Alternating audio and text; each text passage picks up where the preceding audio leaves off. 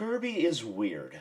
Firstly, what the hell even is Kirby? Well, he's a pink puffball with anatomy that is simply impossible. He can float infinitely, can breathe in space, and has slaughtered more gods than you could ever imagine. His special ability is being able to absorb other people's abilities by digesting them and killing them horribly. Such abilities include lots of classics like Fire, Sword, Punch, Furry, Balloon. There's no need to care about the moral implications of these violent actions, because it's just too damn fun to play. Why would Kirby not be able to do stuff like punch people unless he has a certain ability? No time to care about that, because we haven't even scratched the surface of the powers of this adorable rosy ballsack. This thing can ride on stars, can eat literally anything. He's also great at sharing food with his friends through face-to-face food transfer.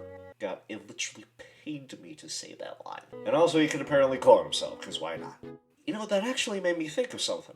If he can clone himself, why not make an army of clones that have each individual one absorb a different ability, thus creating an unstoppable Kirby army? Carmy. Carnage?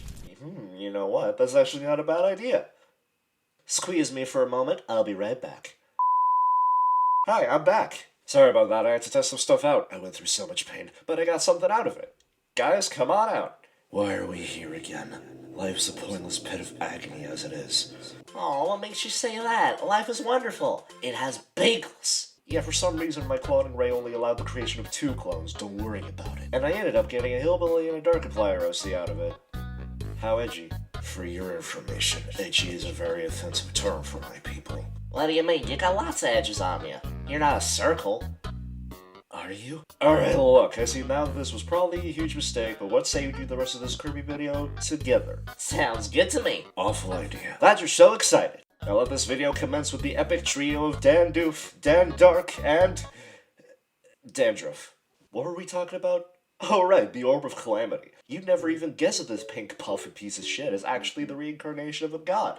Or maybe you would guess, I don't know. Apparently this god came across a planet that was so filled with joy that it literally puked up Kirby in its image. So Kirby is the god of happiness, I guess. I would say he has officially reached Jesus' status as the son of a god, but he has already put himself at the top of the god hierarchy at this point. And yes, puking up all powerful beings every time he feels a strong emotional presence is pretty much this god's whole deal. It comes across a purely happy planet, you get Kirby. It comes across a purely evil planet, you get an ungodly nightmare abomination. What would happen if it came across emotions like fear, disgust, or horniness?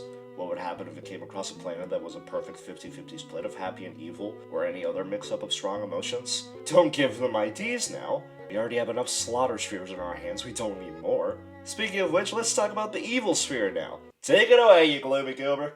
This is Zero, who when split up becomes dark matter, who when split up again becomes Nebula. Yes, this cute and disgustingly happy world of friendship surely needed some eldritch horrors to balance things out. I'd be excited if I wasn't a literal void of darkness myself. I'd love to see the planet that caused this god to spawn such unholy horrors. Must have been some real bad vibes. And we haven't even discussed the main evil god, Void Termina, who was sealed away by a galactic knight, but then because the ones who hired this knight sealed him away, those guys were banished for being too OP, causing them to swear revenge and resurrect this walking sin, because why the hell not?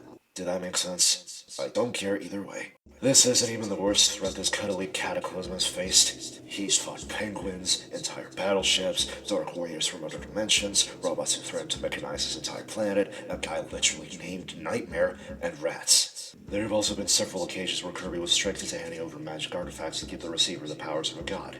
But to be honest, the god thing is getting kinda old. We're also getting old, and we'll never get younger.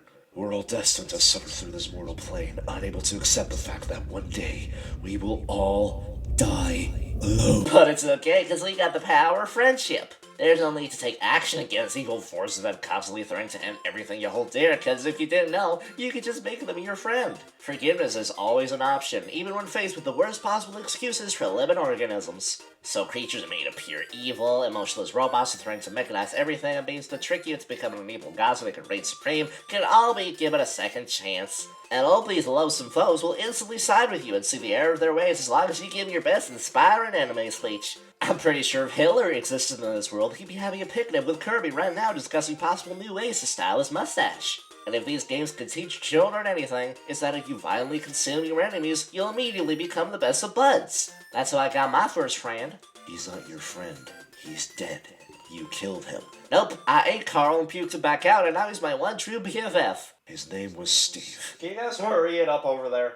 So as a quick summary, Kirby is a series about a pink ball of destruction that eats gods for breakfast as he goes on insane journey after insane journey while violently torturing his enemies before making them part of his friend list.